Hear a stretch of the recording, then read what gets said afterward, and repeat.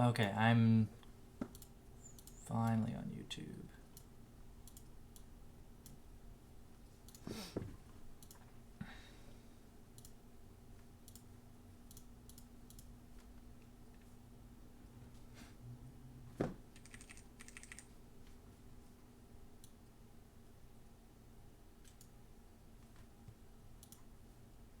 Graphing derivatives?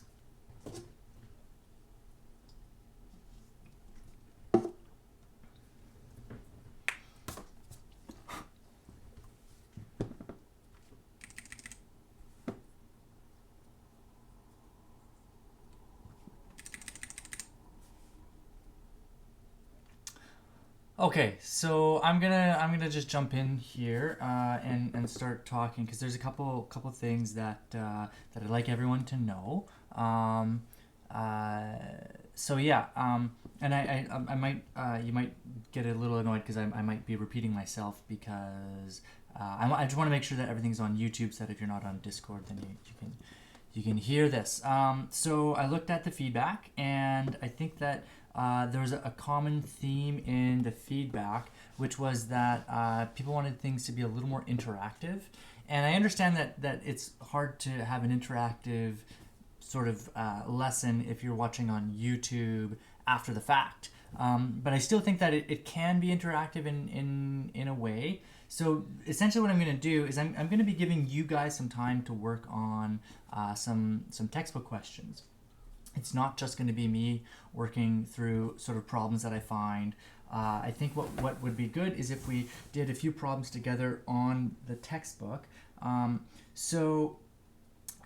going to just work through 11.3 before, like today, that's what we're going to do. We're going to work through 11.3. I don't think it's possible for us to do all of 11.3 in, the half hour that's left in class.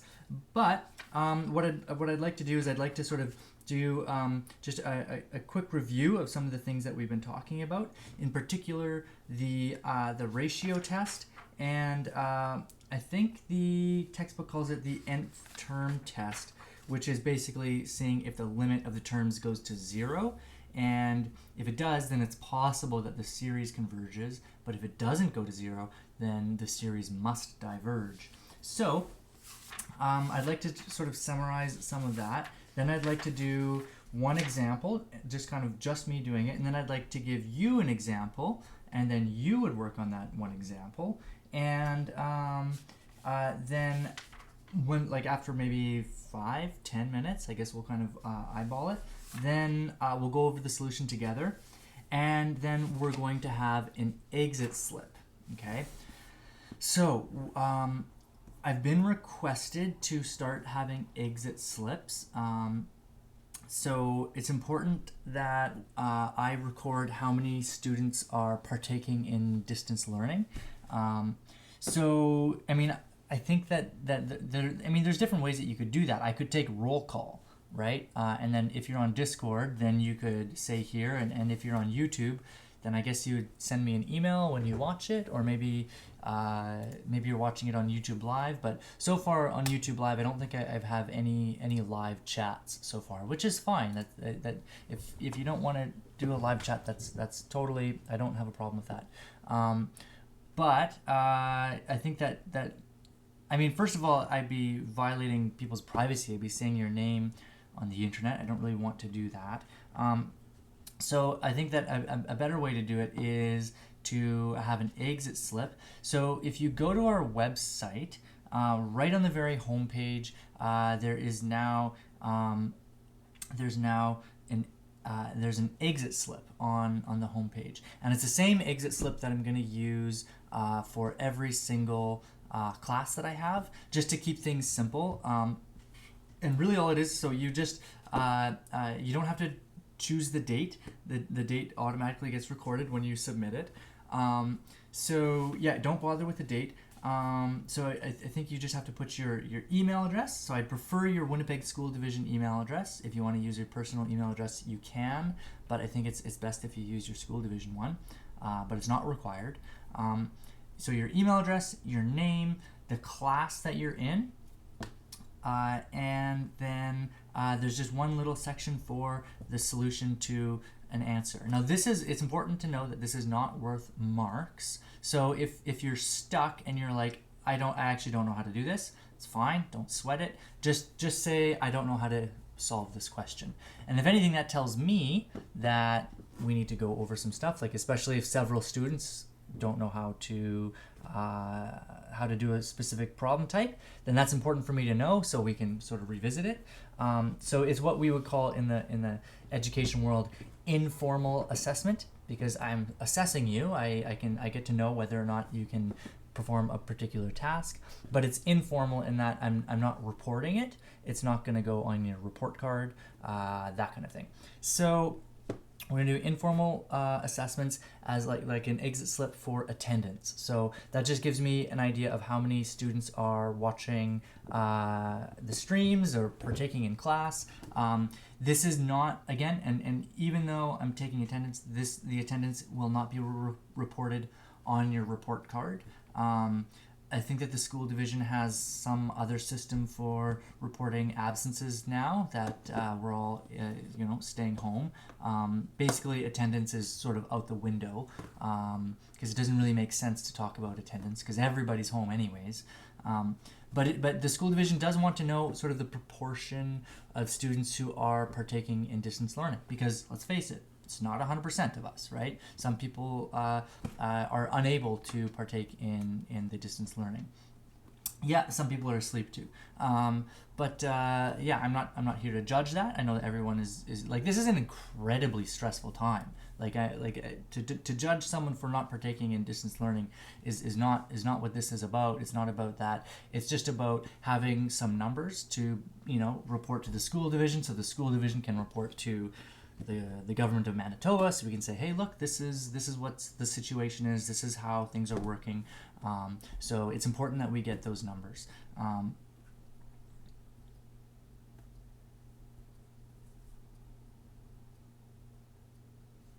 Mm-hmm.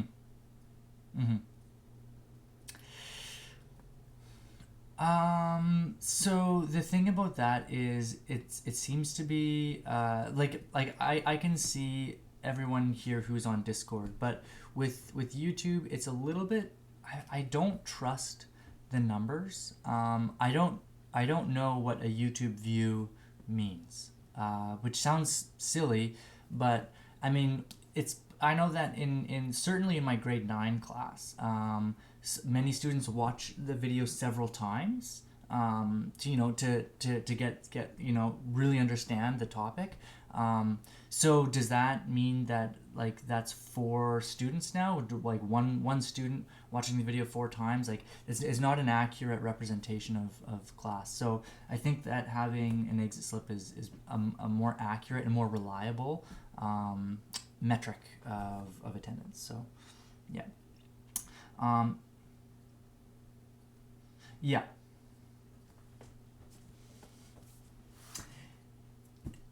Exactly. Yeah. Yeah.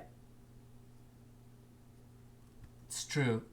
Also, I think a little while ago, a student from Brandon joined our class and also joined our Discord. I'm not sure how they found the Discord link, but yeah, I don't know what that was about. So I ended up having to kick them out because I just didn't feel comfortable with someone who's not my student, mingling with my students. It just didn't seem like it was safe, so I ultimately booted them. And they also were able to have a role. And I don't know how they do that, because as far as I understand, I'm the only person who can give roles, as well as one of my grade 11 students who I gave admin privileges to. And I don't think that she gave them, yeah.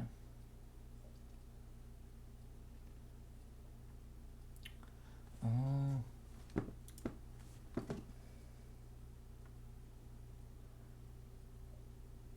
Oh. Yeah, okay, because I put the reaction roles thing in there. Anyways, that's neither here nor there. We're gonna do the, what am I saying? Exit slips from now on. So once a day at the end of class, we'll do an exit slip. I'm not gonna give you like a super hard problem, but I am gonna put the problem in the video. So you actually have to watch the video in order to solve it. I'm not going to post the question on the website or anything like that. It will be a part of the video. Okay, so we are kind of running out of time here, so let's get started. I want to just talk a little bit about. I sort of just want to summarize the things that we know. The first thing I want to talk about is the nth term test. So let's sort of make a little summary of all the things that we're going to be using for 11.3. So the big one, well, not the big one, but a big one is the nth term test. So the nth term test. Okay, so that's where we check. So check to see. This is where we check to see if the limit of an, or I should say limit as n goes to infinity of an equals to 0. If it does, then maybe the sum n equals, I guess we'll go from 1 to infinity, 1 to infinity of an. If it does, maybe this converges. Okay, if it doesn't,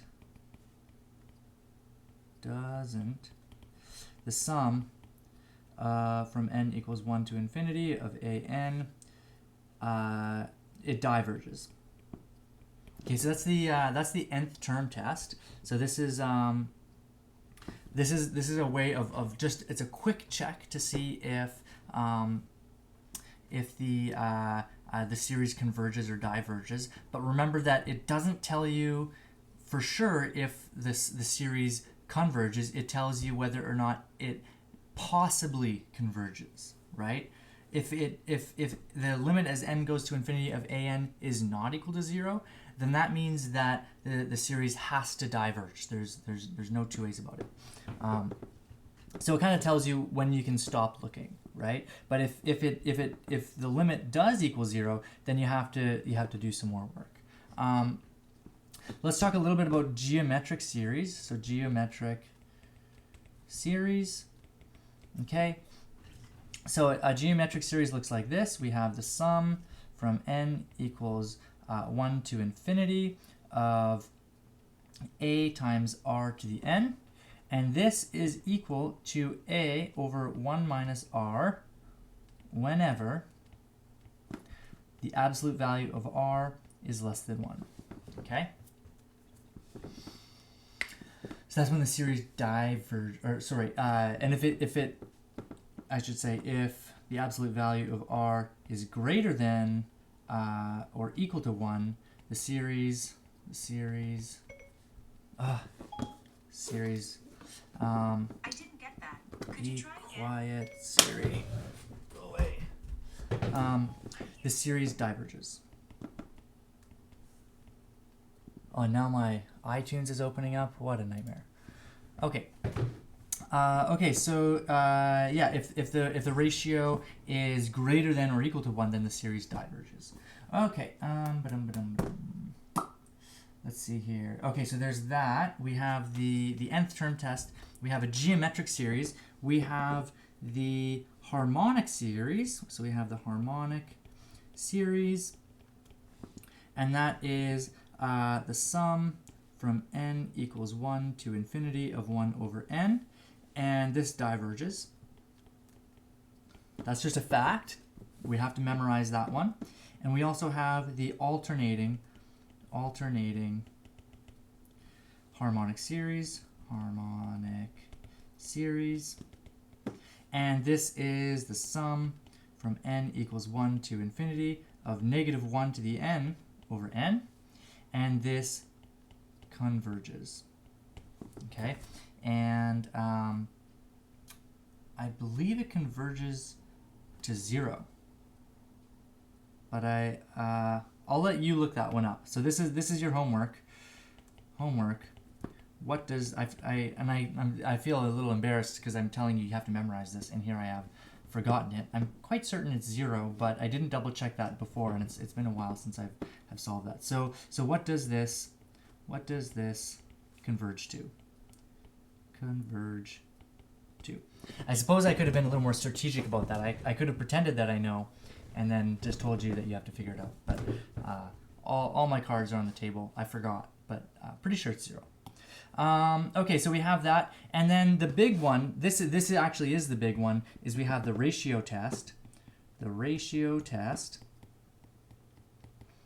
Okay, the ratio test says the sum. Okay, I just want to make sure that I get everything, like all the details of the ratio test, right?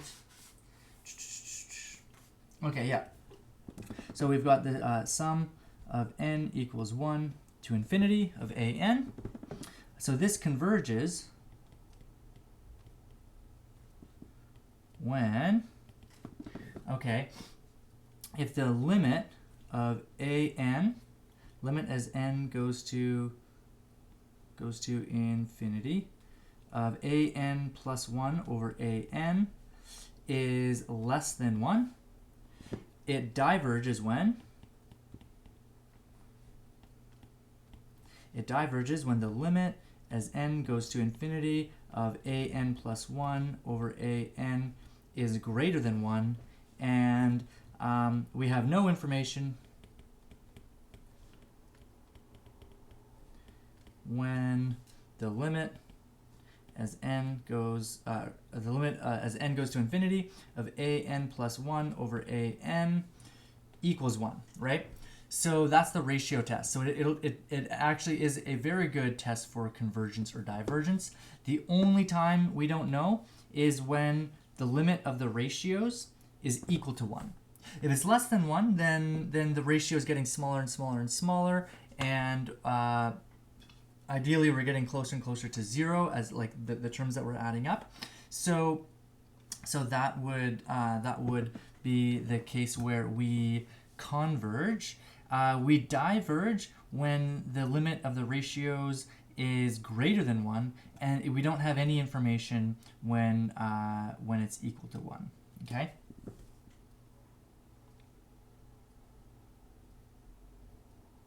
This is supposed to be infinity. Sorry. Yeah, there you go. And this is also infinity here.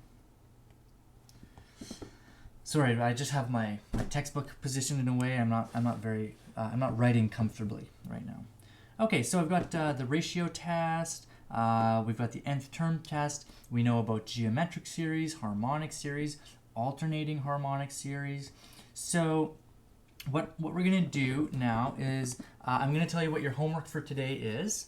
And I think it would be great if we could do this homework, maybe in the next day or two. So our homework is we're going to do 11.3, and we're going to do numbers, 9 to 15 odds. Okay, we're going to do 17, numbers 17 to 24. Okay, all. So odds and evens. Okay. I think, and I should say, I'm going to just give you a couple of hints. Okay. So for hints, okay, so for 17 to 20, numbers 17 to 20, we're going to use the ratio test. Okay, and the ones, the remainder, just giving you a heads up, number 21 to 24, these are, it's not much of a hint, but these are hard. Okay, so I think from what I understand, and kind of reviewing Mr. McIntosh's notes, because he has a lot of experience with the AP exams, and I don't have a lot of experience with it. Apparently, these questions are kind of the most similar to the types of questions that you'll be asked on the AP exam. So certainly spend some time with 21 to 24. That said, I haven't taken the time to solve questions 21 to 24, but maybe we can work on those together. So what I thought we could do is I'm going to do one question for you, and then I'm going to I guess we are kind of running out of time. So I'll do one question for you, and then we'll do the exit slip right after. So we're going to have to sort of skip that middle question because I think I got a little carried away just talking about certain things.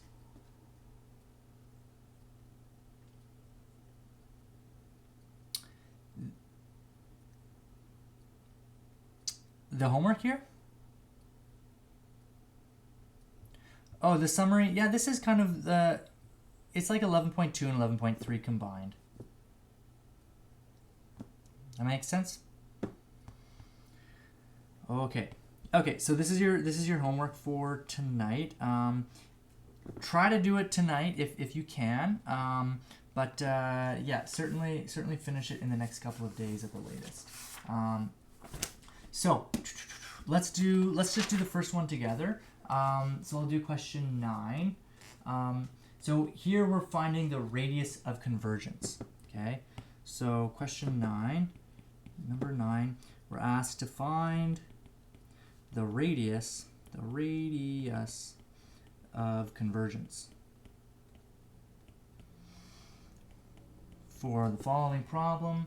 So this is the sum from n equals 0 to infinity. Sum from n equals 0 to infinity of x to the n over n plus 2. X to the n over n plus 2. Okay, fantastic. Okay, so we're going to look for the radius of convergence. So remember that the radius of convergence is which values of x. So which values of x, I should say for which values of x does the series converge.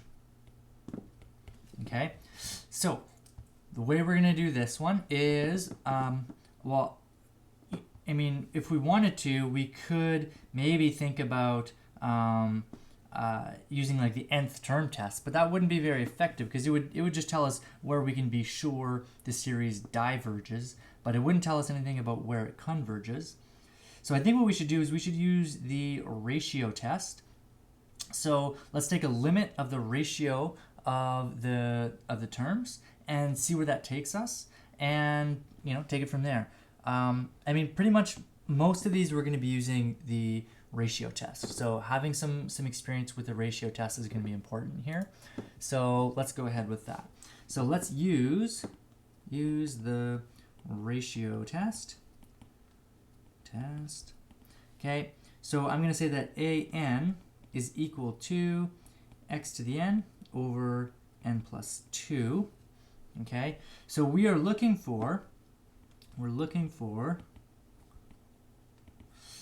limit as n goes to infinity of an plus 1 over an. Okay, so that's what we're looking for, and we want this to be less than 1, right? That's what we want. Okay, and I mean, we can control that, right? Because x is a variable, right? X is our kind of our control. So we're saying for like which values of x does this limit be less than 1? Okay, so let's go ahead and start punching some numbers in. So I'm just gonna start writing. So I've got the limit as n goes to infinity of, well, an plus 1. Basically, I'm gonna take this and I'm going to replace n with n plus 1. So I've got the limit, and remember that it's a big ratio, so I've got a fraction over a fraction. So the numerator is going to be x to the n plus 1 over n plus 1 plus 2. Okay. And the denominator, I'm going to just have, well, that's going to be an, which is exactly what is circled there. So I've got x to the n over n plus 2. Okay, so let's go ahead and solve this. Oh, and by the way, this should be the absolute value. There should be absolute value signs around here. Sorry about that, guys. And back here as well, it's if the absolute value is less than 1. Okay, there we go.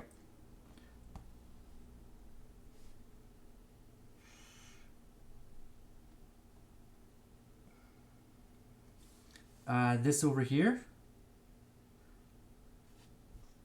Okay, so let's say that, okay, so I've got that a, can you agree that an is x to the n over n plus 2?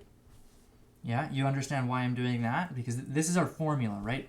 Our formula is with an's. Our terms, like the an's are the terms. The terms here are x to the n over n plus 2, right? So this n can be anything, right? Right? I can turn this n into anything. Let's say that like n is, let's say if n is 5, then I've got a5 equals x to the 5 over 5 plus 2, which would be x to the 5 over 7, right? You good with that? Okay. So if n were to be, I know that this is kind of an abusive notation, but I think you can sort of imagine, I'm going to use a bold n plus 1, right? If n is equal to n plus 1, well then, you know, a n plus 1, I'm just replacing all of these with n plus 1 over n plus 1 in brackets plus 2. Does that make sense? Okay. By the way, if you're watching on YouTube, the question was, why is there an n plus 1 in the exponent? And it's because we're talking like this right over here, this is a n plus 1, and this in the denominator is a n. Okay, so get rid of this. Any other questions before we move forward? No? Okay. I don't think anyone is typing anything out, eh? Oh,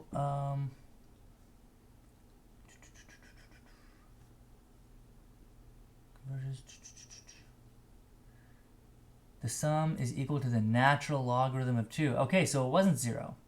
Haha, there you go. So good thing I didn't just tell you that it was equal to 0, right? By the way, I'm talking about the alternating harmonic series. So so check the Discord if you want to find the solution. Or you could just look it up. It's one of those things that you could look up quite easily. Okay, going back to this. So here we have the limit as n goes to infinity over of the absolute value. Now let's start simplifying some of this. So the numerator I'm going to say is just x to the n plus 1 over n plus 3, right? Because n plus 1 plus 2 is n plus 3. And then the denominator, I'm just going to invert and multiply. So this is going to be n plus 2 over x to the n. Okay, so this looks good. This is equal to the limit as n goes to infinity of, well, I'm going to sort of split this up into two absolute values. So I've got the absolute value of this times the absolute value of this.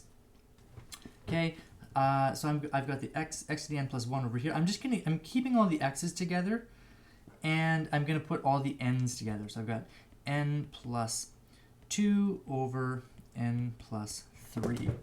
Okay, so this looks okay.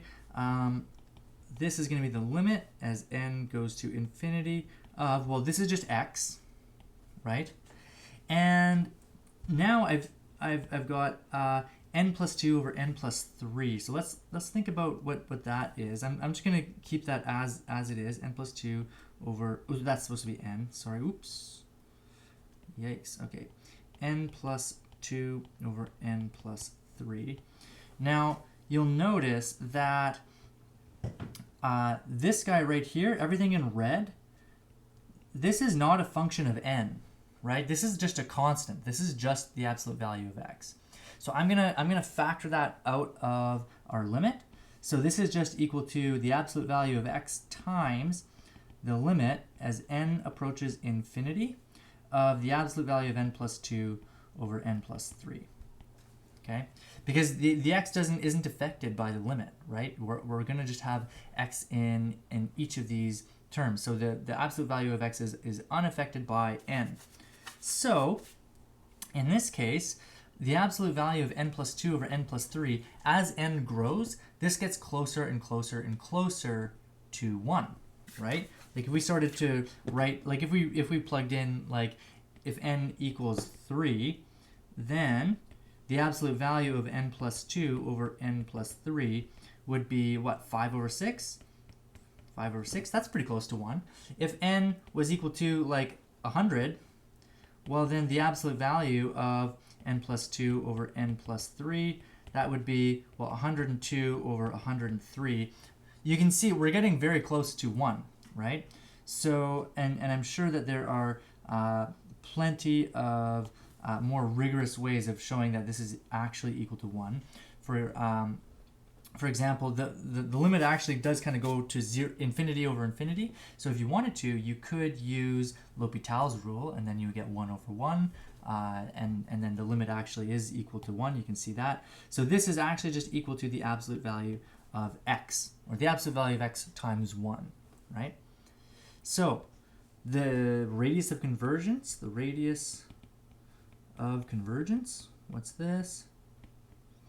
Okay, well, we need the absolute value of x to be less than 1. And that's it. That's the radius of convergence, right? So for which value of x does this thing, this huge thing over here, like for what values of x does this big thing become less than or equal to 1? Well, this thing right here is equal to the absolute value of x. So we need this thing to be less than 1, or in other words, we need this thing to be less than 1. So this is our radius of convergence. So that's all there is to it. Okay. Okay, well, it's too. Go ahead.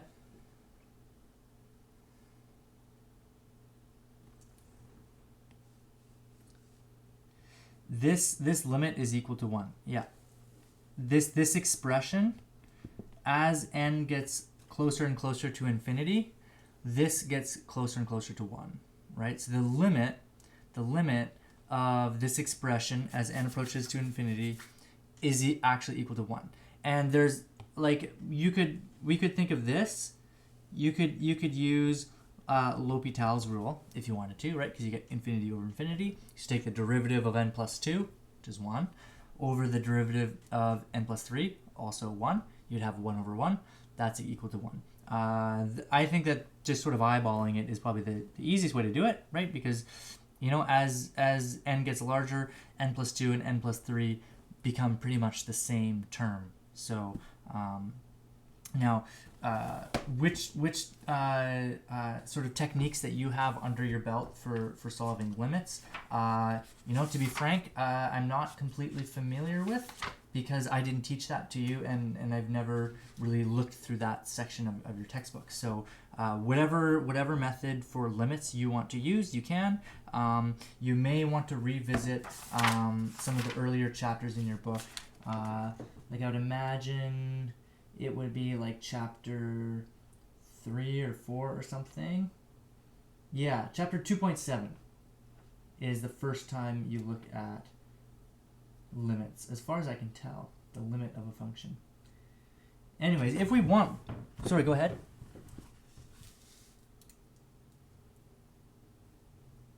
I can't hear you.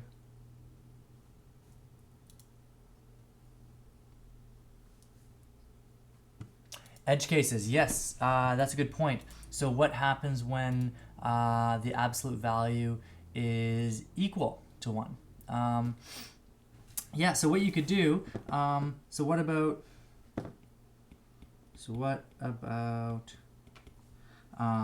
when the absolute value of x is equal to 1? What we would do is we would plug this in. So there's two possibilities when this happens. So when x equals 1 or x equals negative 1. So we would plug this into our original equation. So we would have negative 1 to the n, and we would have positive 1 to the n. And it looks like we would have something going on that's very similar to the harmonic series or the alternating harmonic series, depending on whether or not this is positive 1 or negative 1. So I'll let you think about that one. We can talk about edge cases tomorrow. That's a really good point. I forgot to mention that, yeah, we do have to check edge cases because we don't have any information when the limit is equal to 1. So we do have to check the edge cases. So this is what the edge cases are referring to. Okay. So yeah, what you would do is you would plug in x equals 1 into the original expression here and see what happens to the sum. Is it something that we recognize? Can we use the ratio test again? Can we use like, is this all of a sudden like the harmonic series, or is this equal to some kind of geometric series? Can we use that fact? So you do have to check those cases, but I do have to prepare for my next class. So we'll look at edge cases tomorrow. So edge cases tomorrow. Okay. And then for the exit slip today, okay, I would like you to do question number 11. So you're going to do it anyways. It's part of your homework. So please submit number 11 from section 11.3. And let me just get the page number so you have that on you. 11.5, 11.2. Here we are. That's page 493. Page 493. And then I'll write the question down for you. So it's the same thing. So find the radius of convergence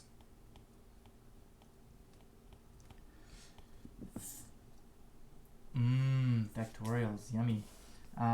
Okay, so the radius of convergence for 4 to the n, the sum, n equals, we're starting from 0 or 1? 0. Not that it really matters. 0 to 1, 4 to the n over n factorial of x minus 2 to the n. And like I said, like if you look at this and this is not n equals 0 to 1, n equals 0, to infinity. There we go. And then if you look at this and you try it for 10 or 15 minutes and you're not making any progress, let me know. I mean, maybe you can kind of let me know how far you got in the exit slip. But give it a shot. I'd really like it if you could give it a shot. So you might notice that this looks like some kind of Taylor series, right? A Taylor series centered at x equals 2. Right, so I wonder if maybe you recognize what this actually looks like, because this is actually a function that we do know a little bit about already, or at least it's the Taylor series of a function that we know already. So that's your exit slip for today. And yeah, just if the exit slip is too hard, or if you don't feel comfortable doing it, let me know. Pardon me? Yes. Oh, yeah. I was supposed to email you guys about that today, or let you know. Thank you for reminding me. Textbooks. No, you keep your textbooks.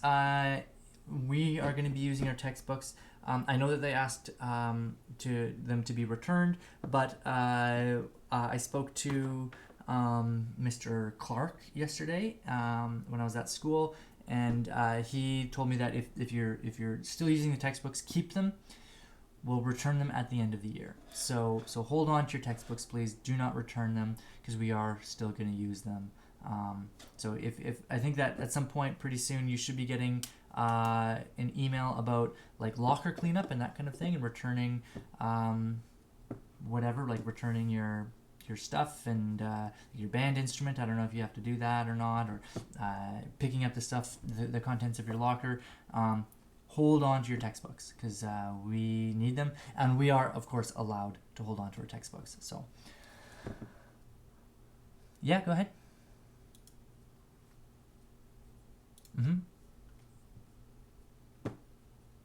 No need for a picture. Just in this case, like for this one,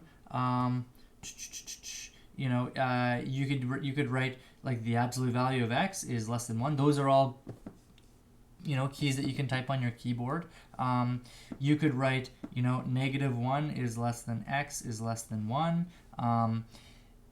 In some cases, all values of x converge.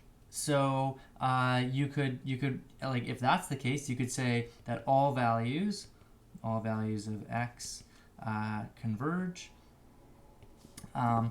So yeah, just type it out. Don't worry too much about taking a picture. Just type them out. Okay. All right. Any other questions before I sign off? No. Okay. If you have a question, don't hesitate to reach out. Yeah, I'm gonna sign out, and I'll talk to you guys tomorrow. Okay. Bye bye.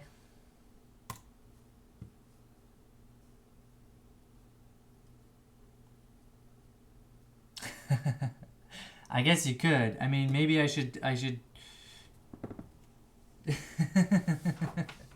Yeah, I'm still here. I suppose you could do that if you really wanted to, but I mean, like, sure, do that if you want, but it's not worth any marks, right? So, I mean, if you do that, then what you're telling me is you're good, and I don't need to help you out anymore, right? Like, this is not worth marks. So if you'd like to cheat, go for it. Like, I'm not gonna stop you, but I don't see the point, because there's no benefit to you. Okay.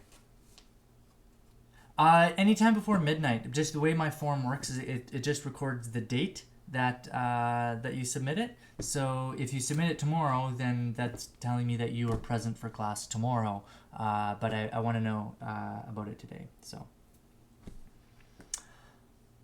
Okay, yeah, no problem. Okay, bye-bye.